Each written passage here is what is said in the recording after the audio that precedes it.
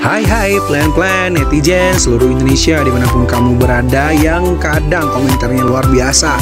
Ketemu lagi bersama dengan kami di Yeni Channel. Pastinya channel yang sangat informatif dan juga akan menambah pengetahuan Anda. So, kali ini jangan kemana-mana, kita akan membahas topik-topik menarik yang ada di seluruh dunia.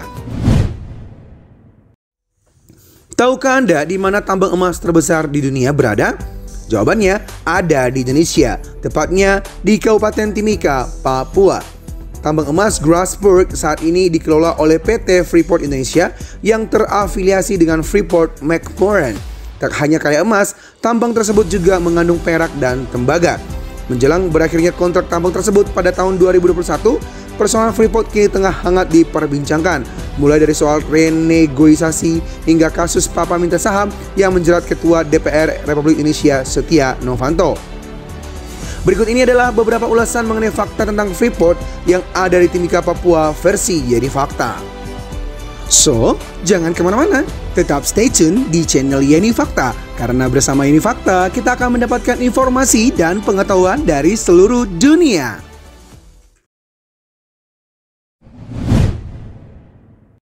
Yang pertama, didirikan sejak tahun 1967. PT Freeport Indonesia mulai menambang di Kabupaten Mimika, Papua sejak April 1967. Selama lebih dari 40 tahun terakhir, lebih dari 140 triliun investasi dibenamkan di pertambangan tersebut. Membangun infrastruktur berupa jalan, pelabuhan, bandara, kota mandiri, pembangkit listrik, tambang bawah tanah, hingga pabrik pengolahan. Produksi pertama dari tambang terbuka dilakukan 43 tahun silam.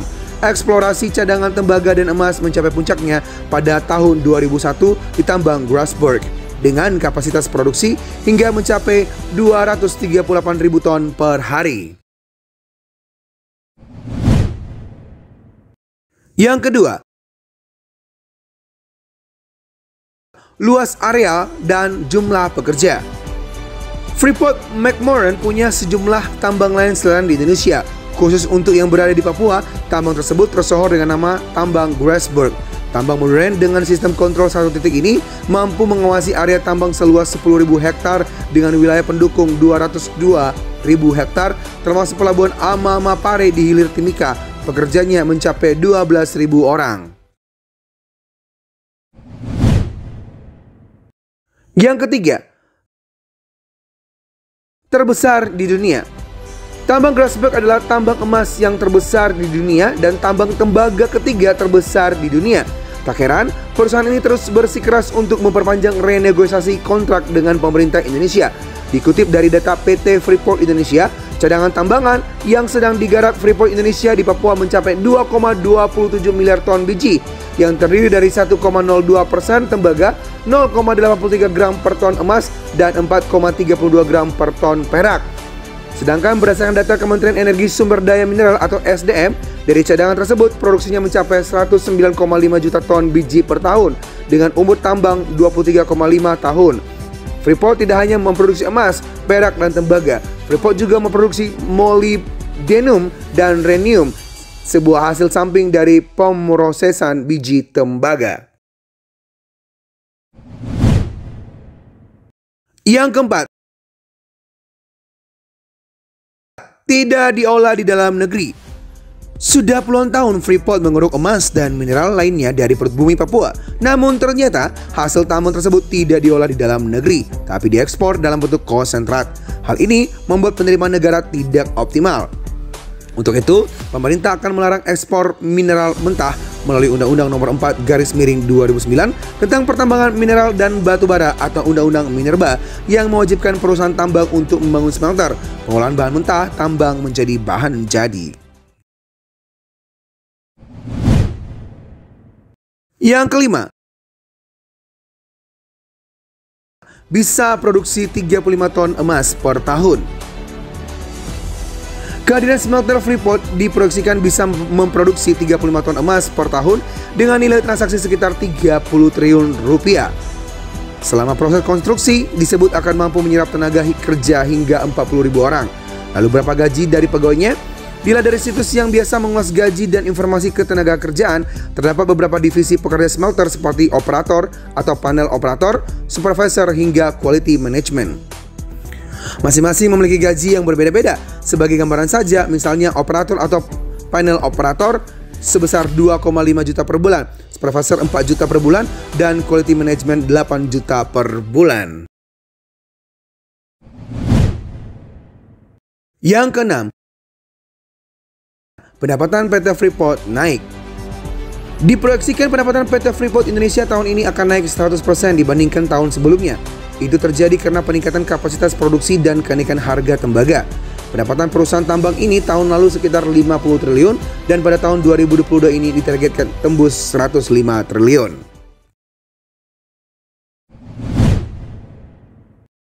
7. Investasi jangka panjang. Cadangan emas yang menggiurkan membuat Freeport ingin terus menguasai tambang Grasberg. Bahkan Freeport sudah mengalokasikan dana sebesar 17,3 miliar US dollar yang akan digunakan untuk mengembangkan penambangan bawah tanah sebesar 15 miliar US dollar dan pembangunan smelter sebesar 2,3 miliar US dollar. Yang kedelapan, sebanyak 51,2% saham Freeport diakuisisi Indonesia.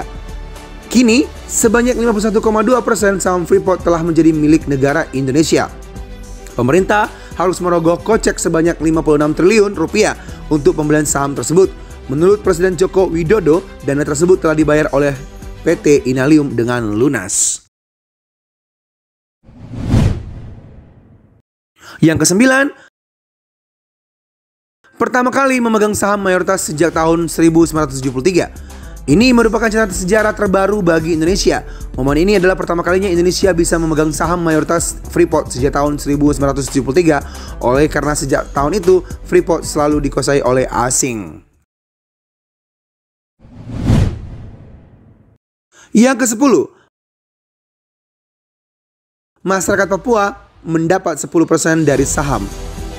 Dengan kepemilikan mayoritas saham tersebut, pendapatan negara tentu meningkat. Secara khusus, Jokowi menegaskan pemerintah Provinsi Papua beserta rakyatnya juga mendapatkan hasil keuntungan dari tambang tersebut, baik dari keuntungan aktivitas maupun keuntungan dari pajak. Yang ke-11, Direksi Freeport Indonesia dirombak. Loh, kenapa ada 11 sih? Ya, ini bonus buat Anda para netizen. Ternyata, seiring dengan pengambil alihan yang dilakukan oleh pemerintah Indonesia lewat PT Inalum, beberapa direksi Freeport Indonesia pun ikut dirombak. Direktur Utama Inalum, Budi Gunadi Sadikin, menyatakan direksinya diubah menjadi 4 orang Indonesia dan 2 orang non-Indonesia. Dengan demikian, jajaran direksi Freeport Indonesia akan terdiri dari Direktur Utama Tony Wenas, Wakil Direktur Utama Ories Petrus Mudak, dan 4 direktur yakni Jen Pino Ngabdi, Ahmad Ardianto, Robert Charles Schroeder, dan Mark Jerome Johnson. Dan yang ke-12, ada bonus lagi nih buat Anda para netizen. Kontrak Freeport diperpanjang hingga 2041. Direktur Jenderal Mineral dan Batubara atau Minerba, Kementerian Energi Sumber Daya Mineral, Bambang Gatot mengatakan, resminya pengalihan saham tersebut ditandai dengan proses pembayaran dan terbitnya izin usaha pertambangan khusus operasi produksi atau IUPK sebagai pengganti kontrak karya atau KK Freeport Indonesia yang telah berjalan sejak 1967 dan diperbarui pada tahun 1991 dengan masa berlaku hingga 2021. Dengan terbitnya IUPK ini, maka akan mendapatkan kepastian hukum dan kepastian berusaha dengan mengantongi perpanjangan masa operasi 2 kali 10 tahun hingga 2041 serta mendapatkan jaminan fiskal dan regulasi. Freeport juga akan membangun pabrik peleburan atau smelter dalam jangka waktu 5 tahun. Nah, para netizen, demikianlah beberapa fakta tentang Freeport versi Yeni Fakta. Semoga ulasan kali ini memberi informasi dan pengetahuan tambahan untuk kita semakin lebih baik. Jangan lupa untuk subscribe, like, komen, share, dan tonton terus channel Yeni Fakta. Karena bersama Yeni Fakta, kita akan mendapatkan informasi dan pengetahuan dari seluruh dunia.